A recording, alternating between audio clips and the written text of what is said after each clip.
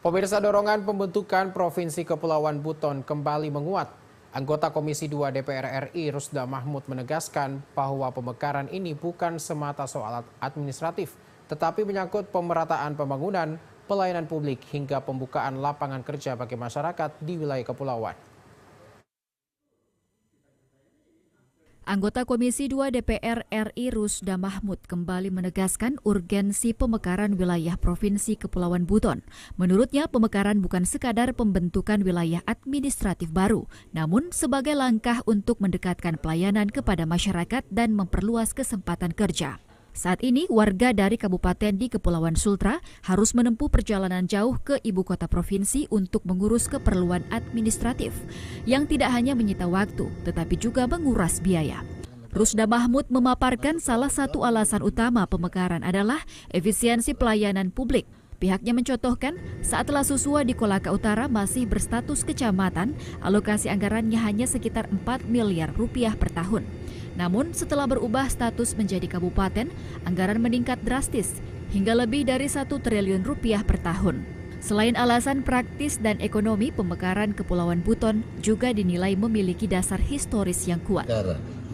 Nah, setelah bergabung dengan Indonesia, yang pertama itu Kerajaan Lu, lalu Kesultanan Buton.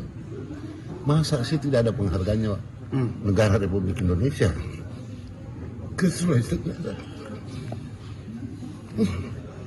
Sedih saya. Sudah lama kita perjuangkan. Ini Pak, salah satu. Ibu Pak, waktu saya maju gubernur, salah satu agenda saya itu tuh memperjuangkan karena kasihan untuk pemberkatan wilayah. Tidak pernah disambut. Ya, sedih. Sementara itu, Wakil Gubernur Sultra Hugua mengungkapkan Kesultanan Buton telah berdiri lebih dari 400 tahun lalu, jauh sebelum bergabung dengan Negara Kesatuan Republik Indonesia pada tahun 1961. Warisan sejarah ini menjadi dasar yang layak untuk menjadikan Kepulauan Buton sebagai provinsi yang berdiri sendiri. Dengan potensi sumber daya alam dan kekayaan budaya yang dimiliki, pemekaran Kepulauan Buton diharapkan mampu meningkatkan kesejahteraan masyarakat setempat.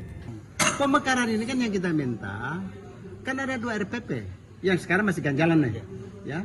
RPP menyangkut wilayah, desain besar wilayah dan batas-batas antar wilayah. Ini menurut Mendagri udah dibahas nih.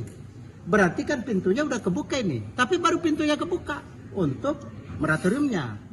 Tapi secara hukum belum kebuka. Ini yang dimasukkan senior saya Pak Rusda tadi itu sedih. Karena kita berjuang, ya moratoriumnya baru kebuka. Ya, kita berharap bahwa karena ini adalah political will pemerintah pusat, maka kita pun berharap banyak di zaman Pak Prabowo ini terbuka. Sebab ada beberapa wilayah yang memang mesti mekar karena rentan kendali dan faktor historis. Itulah kira-kira. Pemerintah pusat diharapkan memberikan respon positif atas aspirasi masyarakat dan dukungan dari para pemangku kepentingan di wilayah Provinsi Sulawesi Tenggara. Salmon Agus Wahyudi, TVRI Sultra, melaporkan.